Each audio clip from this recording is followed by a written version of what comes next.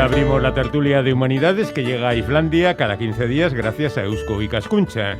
Hoy nos visita un educador con larga trayectoria como docente que concibe la escuela como un jardín y su trabajo como el de un jardinero que va sembrando semillas de curiosidad entre sus jóvenes alumnos con la esperanza de hacer florecer todas sus potencialidades. Su último libro es una propuesta inteligente y estimulante que nos anima a volver la mirada hacia el mundo natural y hacia lo mejor de la sabiduría del pasado para imaginar un futuro diferente y creativo. Un soplo de energía y de aire puro para resistir a la fatalidad y al conformismo.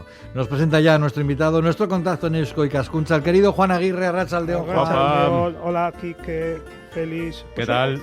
Hoy especialmente contento de poder... Hombre, siempre vengo contento, siempre todos mis invitados, invitadas sí. me gustan, pero hoy tengo una especial debilidad hacia Santiago Beruete, que es un hombre que aúna tres pasiones: la filosofía, es doctor en filosofía, la jardinería, como habéis comentado, y la enseñanza. Él se llama artesano de la enseñanza porque imparte clases de sociología y filosofía en Ibiza y unifica estas tres actividades que a simple vista son tan heterogéneas en una visión propia, original, que plasma en obras literarias, relatos, novelas, poemarios, pero también en ensayos, que en algún caso hemos hablado aquí, como por ejemplo Jardinosofía, una historia filosófica de los jardines, que publicó en 2016, y Verdolatría, la naturaleza nos enseña a ser humanos, del 19, libros que han sido muy comentados, elogiados dentro del ámbito hispánico y también traducidos a varios idiomas, al francés, en el caso de Jardinosofía, al francés, al italiano, al chino, tomar nota, al chino, y ahora va camino, tengo entendido, al japonés. No me extraña porque a los japoneses este libro les va a encantar. Claro, mucho jardín ahí. Muy de ellos. Sí. Y bueno, Santiago ahora completa esta trilogía con Aprendívoros, el cultivo de la curiosidad, que ha sido editado como los anteriores por Turner. Así que si os parece, saludamos a Santiago. Perfecto, Santiago, Arratsaldeon. Arratsaldeon, buenas tardes. Opa, bienvenido. A vosotros y a los oyentes de Euskadi Radio. Bueno, explícanos primero, Santiago, el sentido del título, para a partir de ahí ya ir por otros derroteros. ¿Qué significa que los seres humanos seamos animales aprendívoros? Bueno, pues con este neologismo que da título a mi libro, pues yo he intentado llamar la atención sobre nuestra condición de eternos aprendices, ¿no? Además de animales lingüísticos, sociales, políticos, bueno, en celo permanente y de las mil y una maneras que nos ha definido la tradición filosófica, el primate humano es por naturaleza y por vocación un aprendívoro. El apetito de saber constituye para él no solo el rasgo distintivo de nuestra especie, sino lo que dota de valor y sentido a nuestra existencia particular. Durante nuestro tránsito por este mundo tenemos que pensar que todo nos interpela. Hasta tal punto es así que empezamos a envejecer cuando perdemos la curiosidad. Y su cultivo es o debería ser, así lo pienso yo, el cometido de la educación. Así es, se suele decir que uno se empieza a hacer viejo cuando pierde la curiosidad. Arratsaldeon, Santiago. Arratsaldeon, Juan. Oye, contra quienes defienden que no hay alternativa, esto se oye a veces, que el sistema actual, nuestro actual modelo socioeconómico no tiene alternativa. Y claro, esto es tanto como decir que no hay alternativo al suicidio de nuestra especie, es así de claro. Tu libro, sin embargo, demuestra que sí la hay. Y es tan sencilla como ponernos en sintonía con la naturaleza, que evidentemente es el sistema más sostenible que cabe imaginar. Pero claro, esto implica un cambio que no solamente es ecológico, tecnológico, económico, sino sobre todo, como tú explicas en el libro, es filosófico. Bueno, la verdad es que la transición hacia ese futuro sostenible que todos deseamos, pues además de energética y digital, debe ser también ética. A fin de cuentas, no hay mayor innovación que un cambio de mentalidad.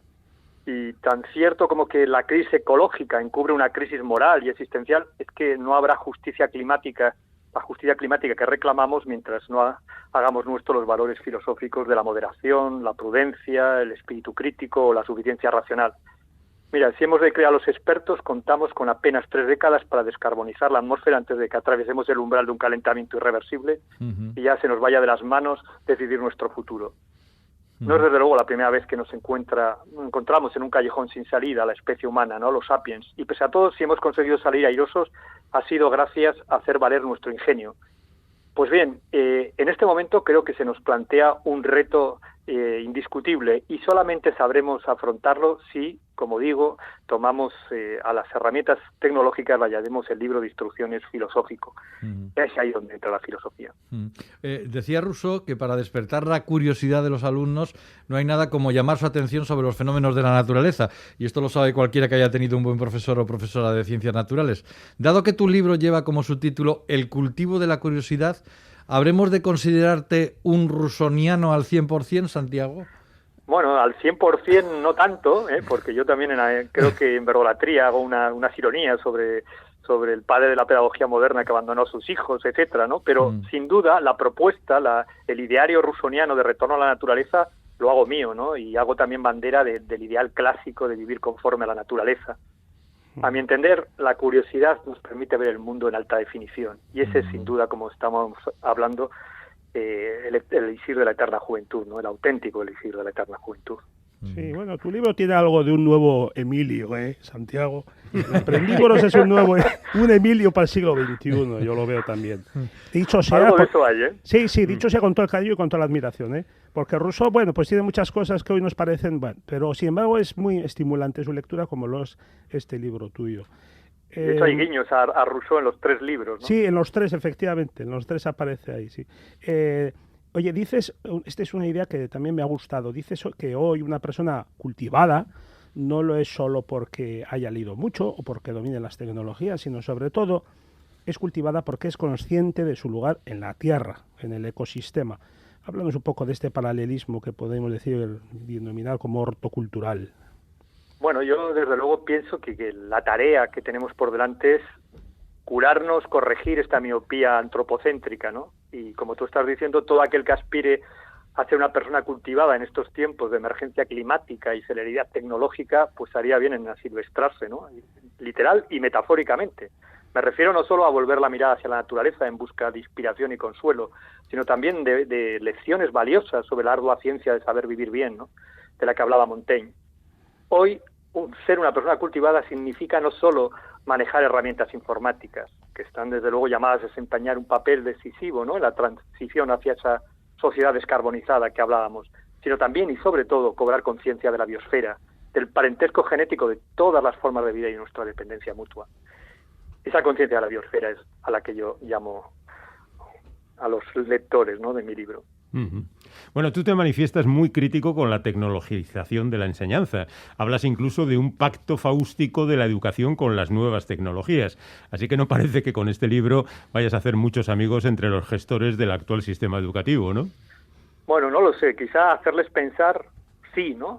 Estamos descubriendo, ¿no?, con una mezcla de estupor y pesadumbre que Internet, en vez de ampliar nuestro horizonte mental, pues nos encierra muchas veces en una burbuja autocomplaciente, ¿no? Que más datos no se traducen necesariamente en más claridad y transparencia, y que más canales de comunicación no significa mejores interlocutores. Y para colmo estamos también viendo, y especialmente los institutos, como las redes sociales transmiten la epidemia de la soledad. Pero también no es menos cierto que sería absurdo, ¿no?, defender una actitud antitecnológica cuando estas herramientas digitales, como digo, están llamadas a resolver o ayudarnos a resolver muchos de los problemas acuciantes, ¿no?, que tenemos hoy en día, ¿no?, desde la crisis climática que estamos hablando hasta la injusticia, la distribución de la riqueza, el reparto del trabajo, en fin, y la educación, ¿no?, en una sociedad 5.0. Para mí, la disyuntiva no se plantea entre innovación y humanismo, sino entre pensamiento crítico y credulidad conformista, entre un uso más inteligente de nuestros recursos electrónicos o bien nuevas formas de esclavitud digital. A mi entender, no serán los sistemas inteligentes los que acelerarán los cambios en la educación, sino los docentes inteligentes, capaces no solo de utilizar herramientas digitales de la manera más eficiente, sino también han de actuar con distancia crítica y cercanía empática. Bueno, en pocas palabras, no necesitamos, a mi entender, más tecnología para resolver problemas causados por la propia tecnología, sino más conciencia crítica a la hora de emplear unas herramientas digitales que van camino de convertirnos en sus herramientas. Sí, porque, Santiago, recuerdo unas páginas que dedicas que me gustaron especialmente, y haces una especie de recopilación de los niños salvajes. ¿Os acordáis, chavales? De lo largo de la historia. Sí, sí. En fin, la película de Truffaut, etcétera, sí. Que también es un tema muy rusoniano, por cierto. Y dices que ahora... sí, dices que ahora... tú que vives en los institutos, trabajas a pie de obra, dices que también hay nuevos niños salvajes hipertecnologizados. sin duda. Sí, estos niños salvajes de 5.0 son chicos pues que por una parte son malcriados, tienen acceso a tecnologías, a todo tipo de artilugios electrónicos, pero no reciben lo que más necesitan, ¿no? Que es atención, cuidado, escucha, y asistimos a un nuevo fenómeno de chicos que tienen una mala socialización, pues y que los emparenta con los viejos o los niños salvajes, ¿no? De la tradición. Establezco que hay un paralelismo entre ambos, ¿no? Tenemos que tener muy claro que los avances tecnológicos no siempre significan un avance y que no basta con emplear herramientas electrónicas para avanzar, ¿no? Utilizamos ordenadores, tablets, utilizamos dispositivos de realidad aumentada, pero por sí solos estos no aumentan las capacidades de los alumnos, ¿no? Que muchas veces se convierten, pues como estamos viendo, en usuarios cuando no en clientes, ¿no? Y desde mi punto de vista fracasaremos como sociedad si los centros educativos conceden más importancia a estas aplicaciones informáticas que a los docentes y concentran sus esfuerzos en que los alumnos adquieran destrezas digitales en vez de una genuina sabiduría vital, ¿no? Claro. Creo que has dado la clave en el asunto, ¿eh? Hacen falta más docentes inteligentes emocionalmente, sobre todo también, ¿no? Sí, así lo creo yo, ¿no? Esto es antes Juan lo decía, ¿no? Un nuevo Emilio y, en Emilio, el personaje que está detrás de Emilio es el preceptor, ¿no? El profesor que en la sombra es un poco el director de su crecimiento, ¿no? Oye, moral. Y Santiago, no podemos acabar nuestra entrevista sin homenajearte por el gran defensa que haces del cultivo, de la lectura, de la escritura, algo que también se hace en este programa Islandia, para que lo sepas. Ahí están Félix y Quique en primera línea de combate. Muchas gracias por lo que nos toca. Os lo merecéis, evidentemente. Y más en general, además, no solamente hablas de esto, hablas de la enseñanza humanística en general, que consideras una prioridad educativa urgente. Y aquí estamos en el viejo debate, es aquel de la utilidad de lo aparentemente inútil. Sí, el valor de lo inútil, ¿no? Sí, que Ordine puso tan en circulación haciendo librito, resonar toda una tradición, ¿no? Que se remonta a los clásicos, ¿no? Sí. Yo creo que la mejor manera de defender los valores en los que uno cree es practicarlos. Y en eso estamos, ¿no? En hacer de las humanidades pues una herramienta necesaria, útil y que pueda acompañar a las otras herramientas que no digo que no sean necesarias, sino que necesitan un libro de instrucciones o un libro de manejo para que no, como decía antes, no acabemos siendo nosotros las herramientas de nuestras herramientas, ¿no? Santiago Beruete afirma haber encontrado la fórmula del elixir de la eterna juventud del docente. Consiste en enseñar aprendiendo y a la vez aprender enseñando. ¿Estos son solo bonitas palabras, Santiago, o es una realidad que has vivido y vives en tu día a día? Bueno, esto ha sido mi tabla de salvación, ¿no? Para no perder las ganas ni rendirme, pues yo he encontrado esta fórmula, ¿no? Para seguir adelante, disfrutando con lo que hago, ¿no? Decía Oscar Wilde que nada de lo que merece la pena saber puede enseñarse, ¿no? Puesto que no se puede instruir a nadie en la genuina sabiduría y esta la debe engendrar cada uno. Y este aprendizaje, desde luego, se hace con empeño, valentía y a costa de muchas veces de renuncias y decepciones. Pues bien, este ha sido mi aprendizaje más valioso, ¿no? Es la fórmula que yo he encontrado para tirar para adelante, ¿no? Para vivir con cierta alegría en mi profesión y para disfrutar con lo que hago. Sí, y al final haces una antología de personajes, en fin, de alumnos que has tenido, alumnas a lo largo de tu carrera y que te han marcado, y es verdaderamente maravilloso y emotivo, casos, muchos, en fin, absolutamente desesperados de partida, pero que al final personas que han sabido superar, encontrar su camino y que para ti han sido como luces para tu propia trayectoria. Sí, sin duda, ¿no? Ese capítulo se llama de profesión aprendiz, ¿no? Habla de lo que aprende un profesor de sus alumnos y de que muchas veces buscamos los héroes en grandes historias, en casos excepcionales y los tenemos al lado, ¿no? A veces son esos chiquitos que están en tu clase y que están haciendo un esfuerzo gigantesco pues para seguir, ¿no? Para no abandonar, para estudiar. Y bueno, esos casos que cuento ahí que son reales, que son vividos y con los que por fortuna muchos de ellos ya se han hecho grandes, ya son adultos y son algunos padres de familia y mantengo una relación estrecha con muchos de ellos. Bueno, pues hay un oyente que te manda también un mensaje a través de WhatsApp, te lo digo textualmente para que tú pilles las claves. Cómo me gusta escuchar a un antiguo compañero de aprendizaje y tengo una foto del salvajismo que disfrutamos en Minchate, donde aparecemos unos cuantos. Descifra, Santiago, descifra. Madre mía, esto me remonta a los orígenes.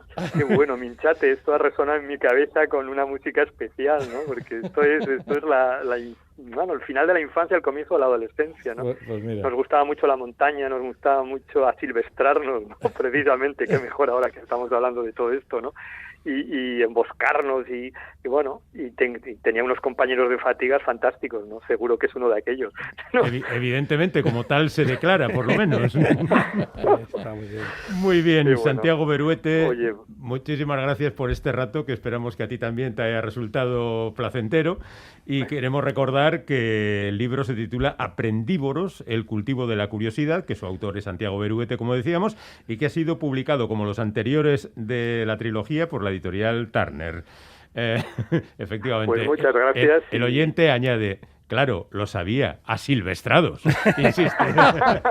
Oye, Santiago, eres un crack. Ha sido un placer tenerte con nosotros. Oye, y también para mí compartir este rato con vosotros. Un abrazo muy grande para todos. Bueno, Juan, hasta dentro de 15 días. Hasta pronto. Agur, agur.